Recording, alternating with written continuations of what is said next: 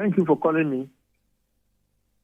Now, the Nigeria Employers Consultative Association, NECA, which is the umbrella body for employers in Nigeria, is set to hold its third employer summit.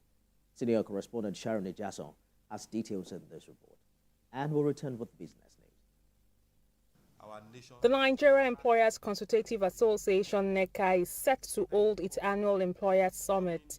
According to the Director General of NECA, the engagement of employers with various stakeholders is essential for strengthening the country's economy. Our perspective as organized private sector, and NECA especially as the leader of the organized private sector, is also to find a way to create an opportunity for government to interact with organized businesses on the issue of the reforms.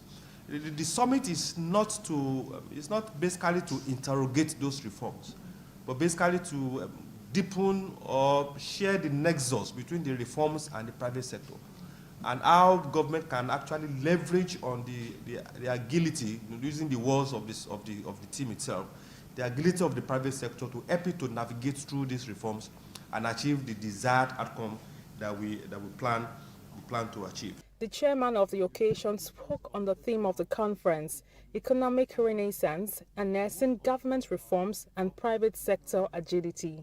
Whatever policy we have is only going to be implemented by those in the private sector, as the case may be, because those are the engine room for any economy, as we all know, around the world. And also, we expect that all actionable strategies will be discussed at this summit, like we always do, in order to rejuvenate Nigerian economy, as the case may be. Because at the level we are now, we all need to support government in order to achieve their desired goals, which also will benefit the private sector. We don't stop at the conference.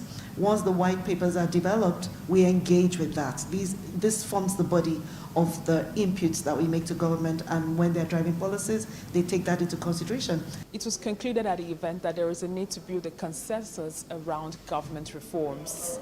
Sharon Ijason, TVC News, Lagos.